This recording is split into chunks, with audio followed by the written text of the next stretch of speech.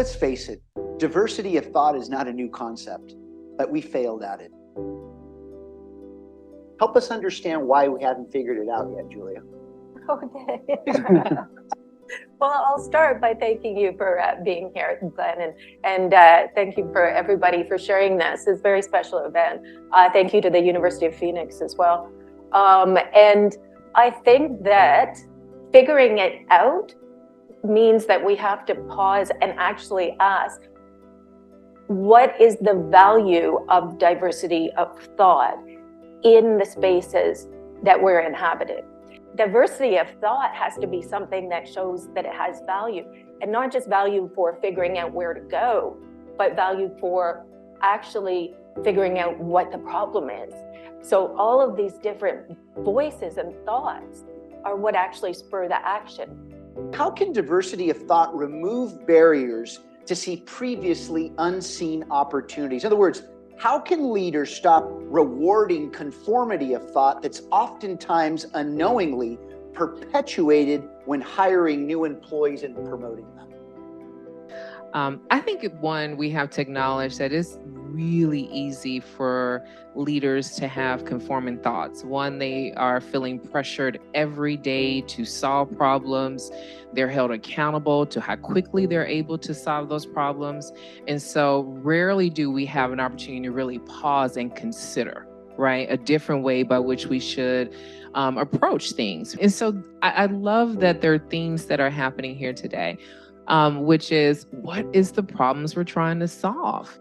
And who are the people around the table that we have invited in to solve those problems? And I don't think people do it all the time on purpose. I think, again, there's a level of comfort around approaching things in the same ways by which we've been able to approach them. But to really understand, do we have all the right working dynamics to go about solving the problem that can land with the best possible solution? How many times do we miss seeing the opportunity because we didn't have the right voices or the right people in the room?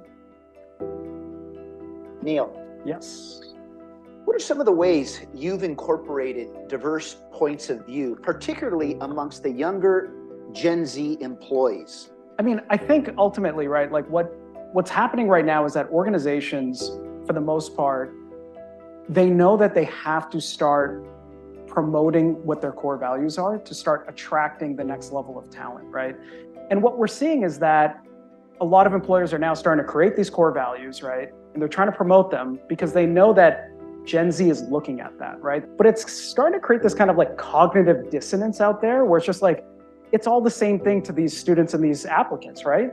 So what they're looking for as a differentiator is, do you have a value statement that I believe in? Because if I'm going to spend my time working with you and ultimately I can just go down the street and find a similar role that has similar benefits, I'm going to work with you because you are being consistent around your mission statement. You're being consistent around your mission and values. And so Gen Z is really, really caring of that these days, right? And so more so than any other generation.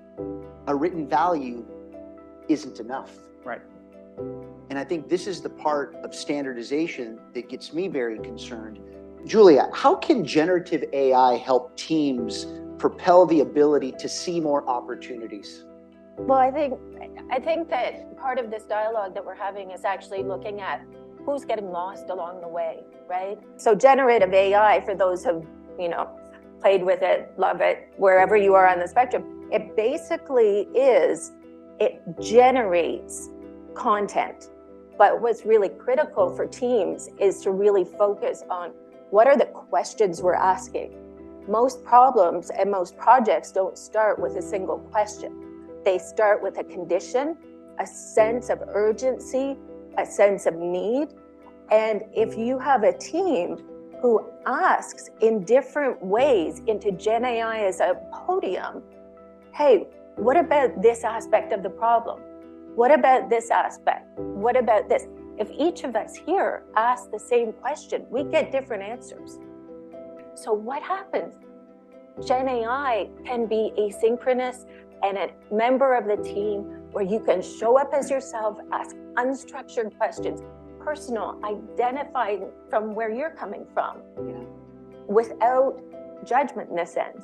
Do you think that they trust AI more than they do humans? I think Gen Z is understand how to utilize AI in a way that can make them personally more effective. And frankly, I think that's an asset for all organizations, right? I think that's an asset for all organizations is the fact that Gen Z does have a little bit more access to these tools, have leveraged them a little bit, have kind of grown up with the tools a little bit more than a lot of us. So bringing that kind of skill set into the organization is incredibly helpful. I was going to say it increases the appetite of deeper inquiry. It's creating a different dialogue and a level of experiences inside organizations, because we do have multi-generations of individuals in organizations today. And we have been kind of solving the problem the same way for years. And so to your point, with this new generation of individuals that are coming into organizations, they're asking different types of questions. Their inquiries are coming from a place of there's multiple ways to solve things in just one way. Exactly. And that's what's underscoring how important it is when we talk about diversity of thought.